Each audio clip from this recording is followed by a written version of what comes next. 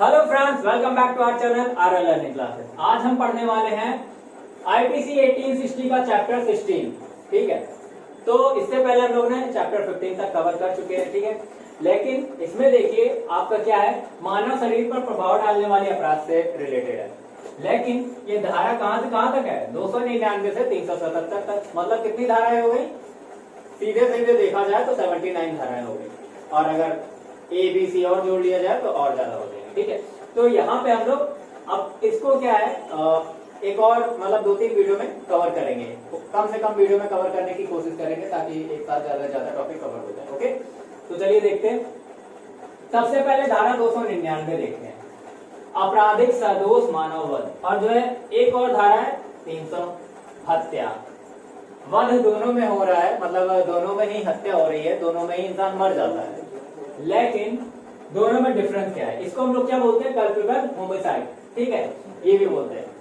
तो आपराधिक मानववध या सदोष मानववध आपका किससे रिलेटेड, मतलब क्या है एक्चुअल में, और हत्या में क्या डिफरेंस है? देखिए, आपराधिक मानववध जो है वो है कि कभी गुस्से में आके या कोई अचानक बात बढ़ जाए, जैसे लोग रास्ते में जाते हैं और थोड़ी सी गाड़ी टच हो जाती है, लोगों में हाथापाई हो जाती है, पता पड़ा गुस्से में उसको इतना ज्यादा गुस्सा आ गया, बंदा गुस्से वाला था और उसने क्या किया, एक अड्डा उठाया, सर पे मार दिया, वो मर गया।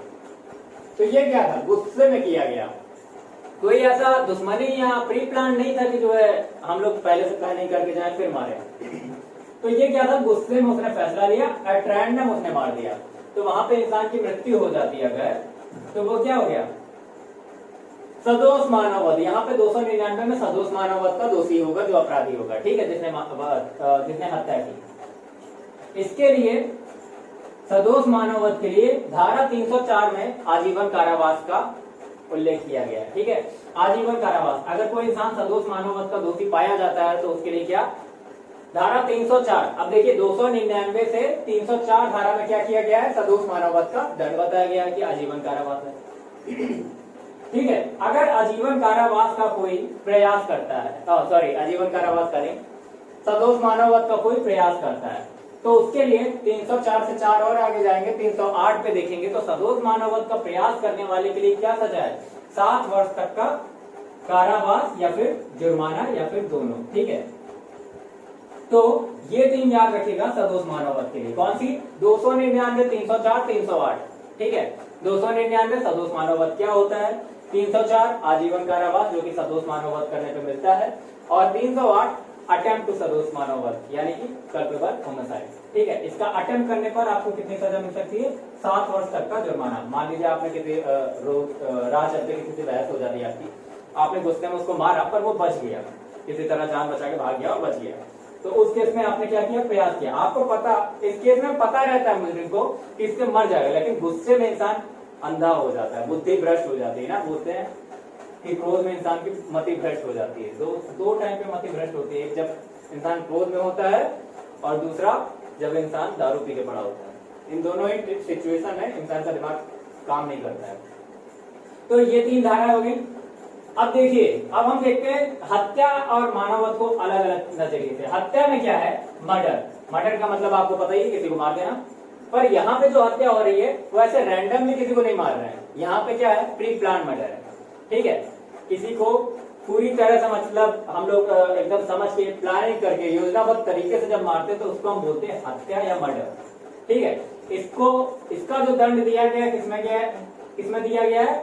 धारा 302 में। और दंड क्या है? मृत्यु दंड या आजीवन कारावास। ठीक है, मृत्यु दंड या आजीवन कारावास। उसके बाद अगर कोई बंदा, मान लीजिए वो आजीवन कारावास की सजा काट रहा है और जेल में किसी की हत्या कर देता है, या फिर जो है किसी की भी हत्या कर देता है, कह सकते हैं, तो उसके लिए क्या होगा? डेफिनेटली मृत्यु दंड होगा। लेकिन अन्य किसी के लिए आजीवन कारावास भी हो सकता है और मृत्यु दंड भी हो सकता है। अब देखिए, मृत्यु दंड आपका जो है क्या है कि एक तरह से आपकी जिंदगी को छीना जा रहा है आपसे। ठीक है, तो ये अपने आप में कई जगह केस में ऐसा बताया गया है कि जो धारा अनुच्छेद 21 है जो हमारा संविधान का, उसमें हमें जीवन जीने की स्वतंत्रता दी गई है। ठीक है, जीवन जीने का अधिकार दिया गया है। तो इस जो मृत्युदंड की सजा होती है, इस फैसले को असंवैधानिक माना गया कई बार। लेकिन जब कभी ऐसा होता है कि बहुत ही संगीन जुर्म होता है, जैसे कि एक तो होता है कि मार देना, कोई आया आपको गोली मार दे खत्म। लेकिन एक होता है कि जैसे कि कोई आया योजनाबद्ध तरीके से जिसने बहुत ही क्रूरता से मारा, ठीक है, तड़पा तड़पा के मारा, जिसको बोलते हैं संगीन जुर्म एकदम। तो इस तरह के केस में मृत्युदंड दिया जाता है। अब अदालत का जो कहना है, जो कोर्ट का कहना है, हमारे न्यायपालिका है, उसमें यह कहा गया है कि मृत्युदंड बहुत ही कठिन से कठिन परिस्थिति, मतलब बहुत ही ज्यादा जघन्य अपराध होता है, बहुत ही मतलब हाई लेवल का अपराध होता है, जिससे देख के मतलब लोग सहम जाए, डर जाए, उस तरह की चीजें हो तब आप मृत्युदंड दीजिए, ठीक है। तो इस तरह से ये क्या होता है, जीवन जीने का अधिकार को छीन नहीं रहा। और दूसरी चीज में जो हम लोग देखते हैं कि भाई जब उसने किसी और का जीवन छीन लिया है तो फिर उसके लिए कैसा क्या दया, ठीक है। तो 302 में मृत्युदंड या आजीवन कारावास मिलेगा हत्या के लिए, और 303 में बताया गया अगर कोई आजीवन कारावास की सजा काट रहा है और उसने किसी की मृत्यु कर दी तो उस केस में क्या होगा, उसको मृत्युदंड डेफिनेटली मिलेगा, ठीक है। क्योंकि भाई आजीवन कारावास से तो वो पहले से ही जूझ रहा है, ठीक है। एक और आजीवन कारावास, दो जिंदगियां तो होती नहीं कि अगले जन्म में भी वो आजीवन कारावास काटेगा, ठीक है। तो ये धारा 303 था, ठीक है। अब धारा 303 में ये बताया गया है, ये जो दंड है उसके लिए मृत्युदंड, ठीक है। और वहीं पे जो क्या कहते हैं, उसमें आजीवन कारावास का भी उल्लेख है। तो सुप्रीम कोर्ट ने अनुच्छेद 14 और 21 का उल्लंघन इसको माना है, क्योंकि अनुच्छेद 14 और 21 में ये बताया गया, जैसे 21 में मैंने बताया कि जीवन जीने का अधिकार या स्वतंत्रता, और अनुच्छेद 14 में इसलिए समानता का अधिकार आप कह सकते हैं, ठीक है। तो एक अपराधी को आजीवन कारावास और एक अपराधी को मृत्युदंड, तो ये समानता नहीं हुई यहाँ पर। तो इस केस में क्या है, इसको असंवैधानिक माना गया है, ठीक है, क्योंकि ये संविधान के हिसाब से नहीं बैठ रहा है। इस केस के अकॉर्डिंग ये बात बोली गई है, मिट्ठू सिंह वर्सेस पंजाब राज्य, ठीक है, पंजाब राज्य। तो ये जो केस था, इसमें इसको सुप्रीम कोर्ट ने क्या असंवैधानिक करार दिया कि सेम अगर हमारा जुर्म है, ठीक है, दो लोगों का सेम जुर्म है तो अलग अलग आप कैसे उसको दे सकते हैं पनिशमेंट।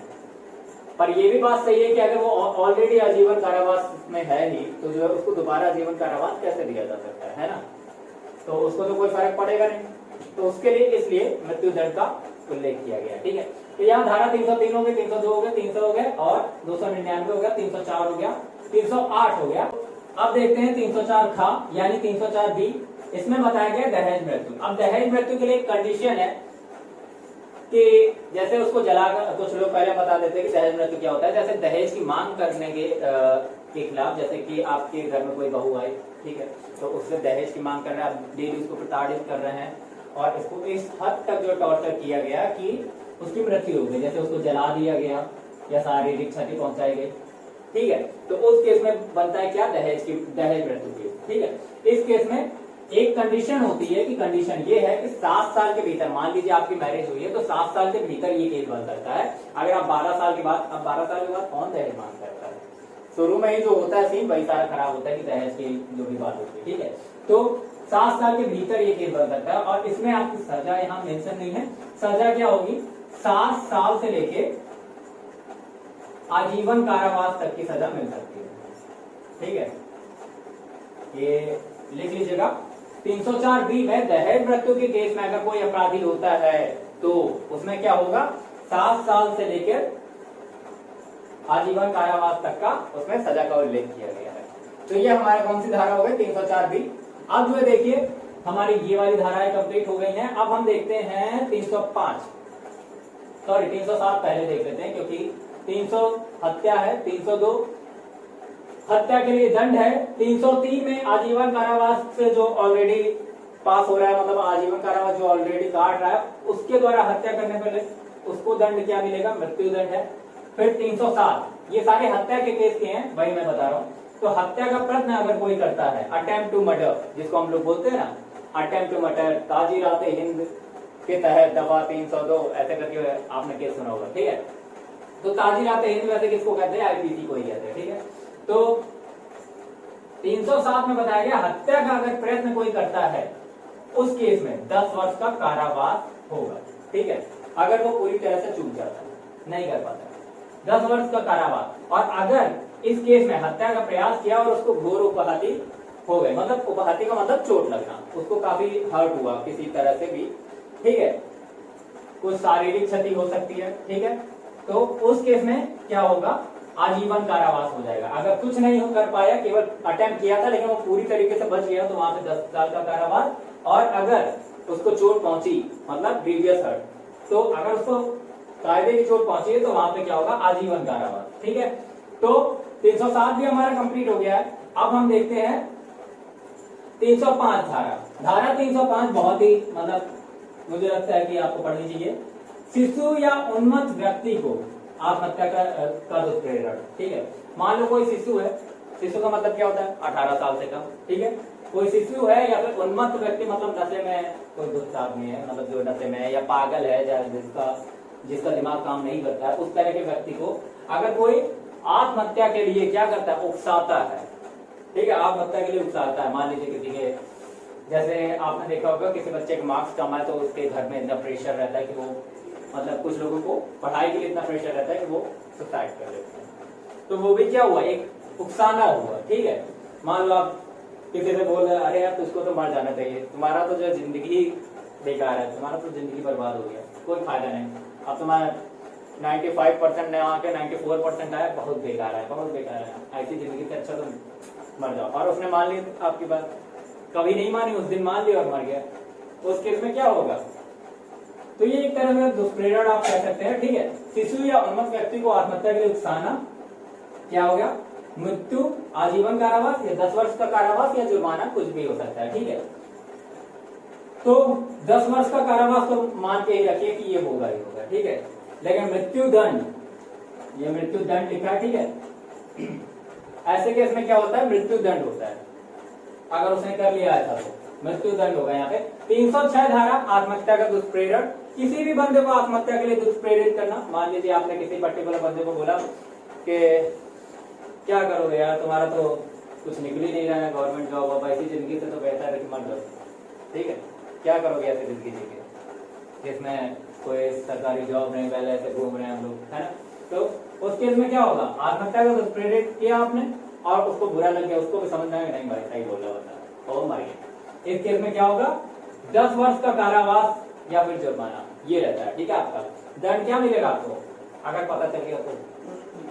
ठीक है, और धारा 309 आत्महत्या का प्रयत्न। बचपन में मैं यही सोचता था कि भाई मेरी जिंदगी मैं चाहूं तो जीऊं या तो खत्म कर दूं, लेकिन अगर कोई ऐसा सोच रहा है कि भाई हम आत्महत्या कर लेंगे, कम नंबर आएंगे, तो ये बात सोच के चलिएगा कि आत्महत्या करने के बाद आप बच ना जाएं। क्योंकि अगर आत्महत्या करने के बाद आप बच गए और नहीं मरे तो आपके ऊपर धारा 309 लगेगी और 1 साल तक का कारावास या जुर्माना हो सकता है। वैसे तो लोगों की सिंपैथी रहती है जेल के अंदर भी, लेकिन ये अपनी आपकी जो लाइफ होती है आप उसे भी खत्म नहीं कर सकते हैं। अब इसमें 2 केस थे।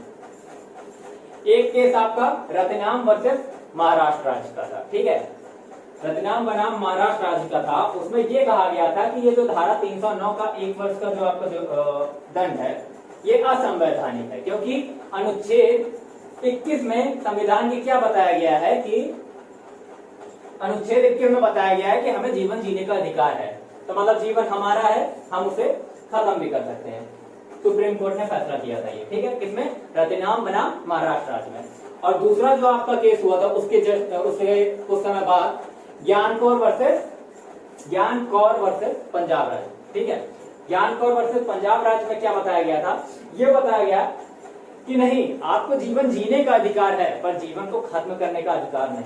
ठीक है, क्योंकि जीवन जीने का अधिकार हमें प्रकृति से मिला है और जीवन खत्म करने के लिए हम लोग प्रकृति, अगर हमारा प्राकृतिक तरीके से मान लो नेचुरल डेथ होती है तो प्रॉपर है, कोई प्रॉब्लम नहीं। लेकिन अगर आप खुद करते हैं तो ये क्या कर रहे हैं, आप उसको एक अपराध कर रहे हैं। तो यहाँ पे आत्महत्या का प्रयत्न करना क्या हुआ, एक अपराध हुआ, तो वापस से इसको संवैधानिक मान लिया गया है। ठीक है, तो अब चलिए आगे बढ़ते हैं, थोड़ी 2-4 धाराएं और पढ़ लेते हैं। तो धारा 312 में गर्भवती स्त्री का गर्भपात कराएगा या करेगा, कराएगा क्या मीन्स उसका कोई भी हो सकता है, पति, बॉयफ्रेंड, कुछ भी।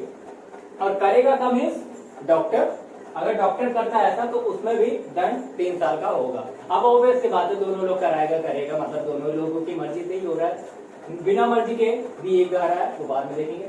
ठीक है, अगर स्त्री स्वयं गर्भपात करवाती है या करती है का मीन्स मतलब बहुत सी चीजें होती है ना रेस्ट्रिक्टेड होती है गर्भवती स्त्रियों के लिए, अगर वो जानबूझ के वैसा करती है तो उस केस में भी उसको दंड मिलेगा। और दूसरी चीज अगर स्त्री के प्राण बचाने के लिए किया जा रहा है गर्भपात तो वो वैलिड है, ठीक है। मान लीजिए बच्चा किसी तरह से मतलब डिसेबल है, या फिर ऐसा है कि उसके हालात काफी खराब हैं, या फिर उसके होने पर डिलीवरी होने पर माँ की जान को खतरा है, या फिर बच्चे के जान को भी खतरा हो सकता है, बहुत ज्यादा देर तक सर्वाइव नहीं कर पाएगा, तो ऐसे केस में करवाया जा सकता है, ठीक है। उसके बाद धारा 319 उपहति या चोट। उपहति और चोट दोनों का मतलब क्या है? हर्ट, ठीक है, किसी को भी चोट पहुंचाना, हर्ट। अब वो वाली चोट नहीं जो दिल में दर्द सा जगह है, काटा सा कहीं लगा, वो वाली चोट नहीं, ठीक है। चोट एक्चुअल चोट, ठीक है। चोट ऐसी जिससे शारीरिक पीड़ा हो, रोग हो, या फिर अंग शिथिल हो जाए, मतलब किसी अंग का काम करना थोड़े समय के लिए या कुछ समय के लिए बंद हो जाए, ठीक है, तो उसको भी हम क्या मानेंगे? चोट। मान लीजिए किसी ने घसीट के तमाचा मारा, दो मिनट के लिए आपकी आंखों के सामने अंधेरा छा गया, तो वो क्या हो गया? शिथिल हो गया, ठीक है। उसके बाद धारा 320 घोर उपहति, मतलब ग्रीवियस हर्ट, मतलब बहुत ज्यादा डैमेज। ग्रीवियस हर्ट में किस किस तरह से हर्ट किया जा सकता है? अंग या जोड़ की शक्तियों का नाश किया जा सकता है, मतलब किसी के जॉइंट तोड़ देना, उम्मीद कर, ठीक है। आंख का विच्छेद किया जा सकता है, दोनों या एक, कम से कम एक आंख, मान लीजिए आंख फोड़ दी उसने आपकी, ठीक है। नपुंसक कर देना, काफी भयावह है, ठीक है।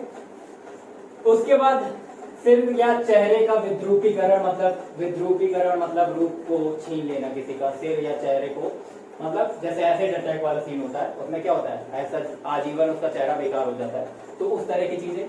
ऐसी चोट जिससे 20 दिन तक पीड़ा हो या कामकाज न कर पाए, कोई ऐसी चोट देना, ठीक है। अस्थि या दांत, किसी की हड्डियां तोड़ देना, ठीक है, तो ये भी घोर उपहति में काउंट होता है। अब स्वेच्छा उपहति कारित करना क्या होता है? मतलब अपनी मर्जी से जानबूझ के किसी के साथ उपहति कारित की गई या फिर किसी को नुकसान पहुंचाया गया, चोट पहुंचाई गई, तो वो हो गई धारा 321, 319, 320, 321, ठीक है।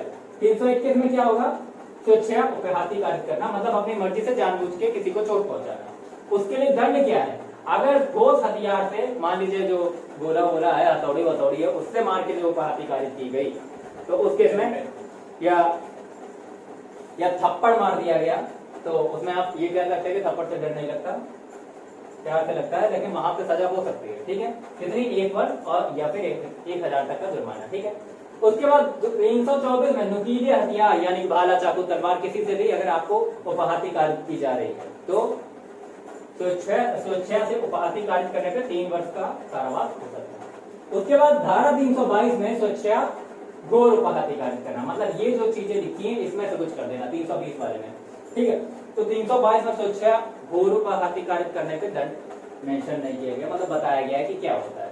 कोई अपनी मर्जी से किसी को ज्यादा ग्रीवियस हर्ट पहुंचाता है तो क्या कहते हैं उसको? स्वेच्छा घोर उपहति कारित करना। अब इसका दंड कहाँ मिला है? 325 में। वही चीज अगर ठोस हथियार से किसी को घोर उपहति पहुंचाई गई, मान लीजिए किसी ने हथौड़ा मार दिया आपके सर पे, ठीक है, तो उस केस में क्या होगा? 7 वर्ष तक की सजा हो सकती है। और अगर 326 में नुकीले हथियार के बारे में बोला गया है कि अगर नुकीला हथियार है, धारदार हथियार है, चाकू, तलवार, कुछ भी, ठीक है, उससे अगर डैमेज किया गया है तो क्या होगा? आजीवन कारावास आपको, ठीक है। जब भी कोई संज्ञेय मामला होता है तो आजीवन कारावास हो ही जाता है। तो आप जहाँ समझ के कीजिएगा, जो भी करिएगा, आईपीसी पढ़ रहे हैं तो आपको पता है कि क्या क्या हो सकता है और क्या क्या संभावनाएं हो सकती है आपके भविष्य के लिए। तो पढ़ते रहिए, मिलते हैं नेक्स्ट वीडियो में। Thanks for watching.